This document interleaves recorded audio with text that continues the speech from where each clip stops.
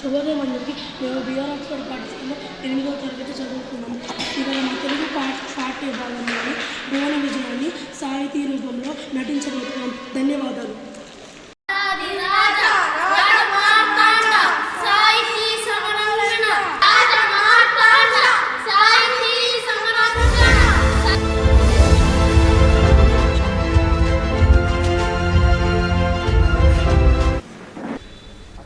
కవులకు, సాహితీ ప్రియులకు, పూర్వ ప్రజలకు స్వాగతం.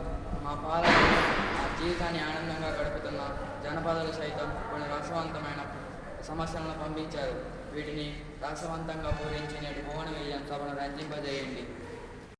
కూర్చోండి, మీరు కూడా కూర్చోండి.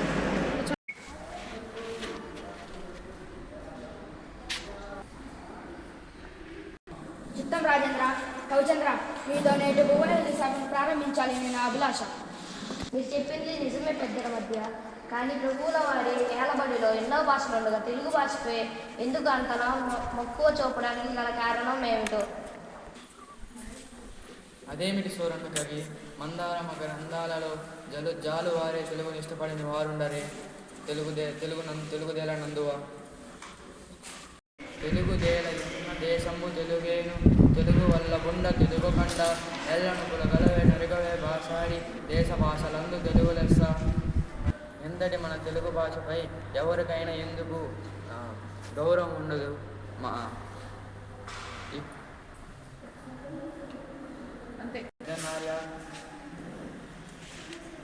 పెద్దనార్య కవులారా, ముందు మీరు పద్యం చెప్పండి, తర్వాత పద్యం నేను చెప్పుదగను. ఓకే అన్నప్పుడు చిత్తం మహాప్రభు, మీ అభిప్రాయమే మా శిరోధారి. పెద్దన్న మధ్య మీ పద్య పూరణకు సమస్య ఇదిగో, అందుకోండి. అగ్రజనుజులైరను జాగృతులుగా. ఏమి సమస్య? అన్నదమ్ములు తమ్ముడు ప్రభు, నా పూరణిందు. కృష్ణుని భరతాడు పుట్టినాడు, మనసు లక్ష్మణుడు శేషు పుట్టినాడు. భరత లక్ష్మణ క్రమమిది ఎరసి చూడ, నగ్రజానుజులైరను జాగ్రత్తలుగా. కానీ లోక వ్యవహారం రామలక్ష్మణ భరత శత్రుఘ్నుగానే ఉంటుంది. కరినెత్తుకపోయి ఎలుక కలుగున దీనిని పూరించండి భట్టుమూర్తి గారు. పలుజీవులకు చక్కని సుపరిచితమైన సమస్య ఇచ్చారు మహారాజా. కారులో చిలుకలిద్దరు శాతంతో మరణించవచ్చు. ఖండం గరివెత్తకుండా గరినెత్తకపోయి ఎలుక కలుగును దీని. ఆహా, ఎంత అద్భుత పూరణ! ఏనుగుని ఎత్తుకు పోగలవా?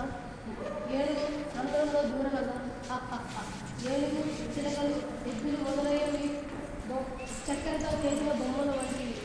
ఆ వ్యాపారి పగలంతా బొమ్మలను అమ్మి సాయంత్రం వేళ ఏనుగులు మరిచి పోవడంతో ఏనుగులు రంధ్రంలోకి ఈడ్చుకుపోయింది. బహుబాగు మహారాజా. ముద్దు పలుకల ముక్కు దుమ్మన్న కవి అందుకోండి. గాడిద యక్షం గదన్న గణ సంపన్న దీనిని పూరించండి. రాజశేఖర, మానవులలో ఆడిన మాటను తప్పేవాడు కొందరు ఉన్నారు. జంతువులలో దీనిని చూడడం అయినా దైవ కృపతో పూరించండి. పెద్దగా ఆడిన మాటను తప్పిన గాడిద కొడుకంచు తిట్టగా విని, అయ్యో వీడా నా కొడుకని ఒక గాడిద గగన గంగ సంపన. లౌకిక జీవన గమనంలో గ్రామీణుల దూషణను ఆడి తప్పిన జనుల హీన స్వభావాన్ని తెలుపుతూ మాటను నిలబెట్టుకోవడం విలువను చాటారు. ఆడిన మాటను తప్పిన మనిషిని గాడిద కొడుకని తిట్టినప్పుడు విశ్వాసానికి మారుపేరుగా నిలిచిన జంతువు గాడిద. దీనితో మీకు ఆగండి సార్. దోర్చడి తిమ్మన్న కవీంద్రుడు లోకరీతిని భీతి లేకుండా పలికారు.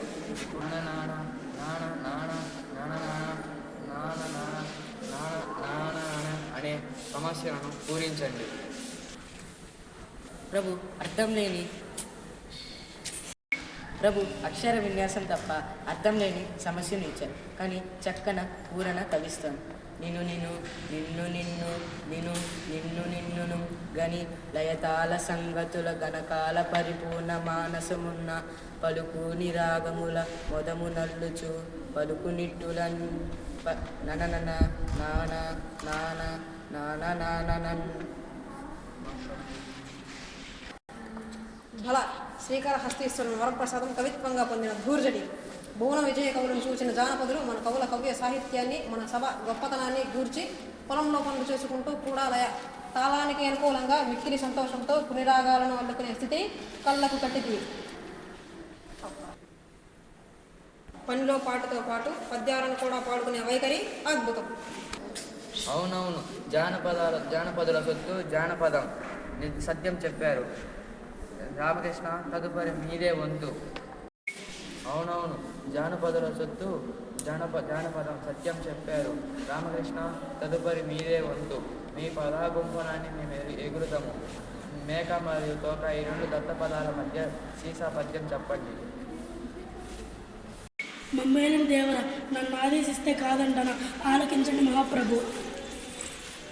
మేక తోకకు మేక తోక మేకకు మేక మేక తోకకు తోక తోక మేక మేక తోకకు మేక తోక మేకకు మేక మేక తోకకు తోక తోక మేక మేక తోకకు మేక తోక మేకకు మేక మేక తోకకు తోక తోక మేక మేక తోకకు మేక తోక మేకకు మేక మేక తోకకు తోక మేక మేక తోకకు మేక తోక మేకకు మేక మేక తోకకు తోక తోక మేక మేక తోక తోక తోక తోక తోక మేక మేక తోక తోక తోక తోక తోక మేక మేక తోక తోక తోక తోక తోక మేక మేక తోక తోక తోక తోక మేక.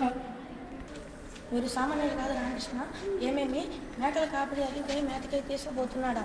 ఒక మేక ముందు పోతుందా? ఆ మేక వెనుక బాగానే ఉంది. ఆ తోక వెనుక మరొక మేక, దాని తోక వెనుక మరొక మేక. ఇలా మేకల మందను దత్తపదాలతో మేకతో ఇది. మీరు సామాన్యులు కాదు రామకృష్ణ. ఏమేమి మేకల కాపిడి అడవిపై మేకలు తీసుకుపోతున్నాడా? ఒక మేక ముందు పోతుందా? ఆ మేక వెనుక బాగానే ఉంది. ఆ మేక తోక మేక ఇంకొక మేక పోతుంది. ఇలా మేకల మందను తీరును మేక తోక అని దత్తపదాలతో పిలిచారు. సభాస రామకృష్ణ కవి, మీ కత్తికి రెండు వైపులా పదునే మరి, అందుకే మీరు వికట కవి అయ్యారు. అక్కడికి పదండి. రామభద్ర, ఈ పదాలను ఆధారంగా చేసుకున్న పద్యాన్ని పూరించండి. గోలుకొండ, మూలముండ, పూలదండ, కొత్తకొండ పూరించండి. చిత్తం మహాప్రభు, రామభక్తులైన నాకు భారతార్థం పూరించారు పూర్వం చేసేదన. ఓయి గురు రాజా నీ కోడి కుత్త గోలకొండ. చిత్తం మహాప్రభు, రామభక్తులైన నాకు భారతార్థం పూర్ణ చేసేదన. ఓయి గురు రాజా నీ కోడ కుత్త గోలకొండ వలనుండు వినుమూల మూడ దింక బండ నమ్మున గెలిపింతు పాండుసుతులు నురమునన్ బూలదండ రేఖ పెద్దన ఈ కొడుకు దుర్యోధన యుక్త గోలకెళ్ళిన మనిషి, ఆకారంలో కొండలాగా ఉన్నాడు, బుద్ధి బలం లేనివాడు. నా మాట విను, యుద్ధం వస్తే సర్వం నాశనం. సమరంలో ధర్మానికి బద్దమైన పాండవులు గెలుస్తారు, నీ కుమారుడు మరణిస్తాడు. శ్రీహరిభక్తిని కార్య శ్రీకృష్ణదేవరాయల వారు కోరినట్లే వినిపిస్తాను.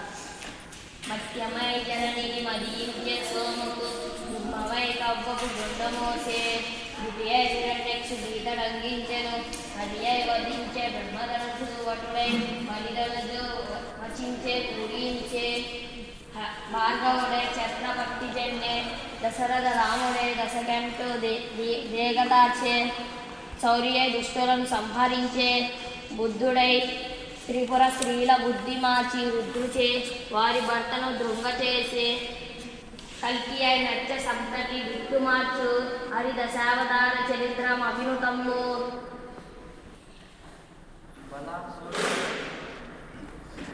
మీ అభినందన స్పందనకు వందనం.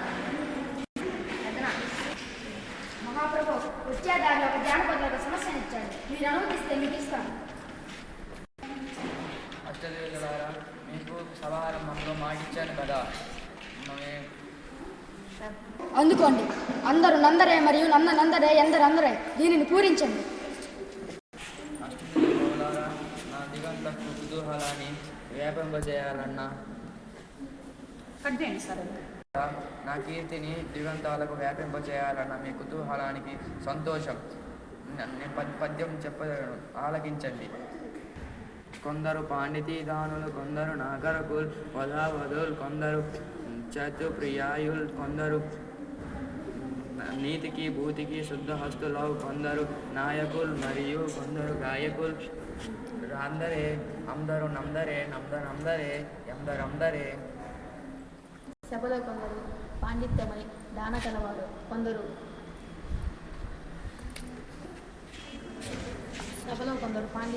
దానంగా కలవారు, కొందరు నాగరికలు, ఇంకొందరు ప్రవక్తులు, మరికొందరు చాతుర్యాన్ని ఇష్టపడేవారు, నీతికి సంపదకు నిలమైన వారు ఇంకొందరు, నేతలు మరియు గాయకులు. ఇలా సభలో వారిని ఉద్దేశించి చెప్పారు. కవి పండితులారా, మీ సమస్య పద్య పూరణ కారణంలో మా మనసెంతో మురిసింది. అందరికీ కృతజ్ఞతలు.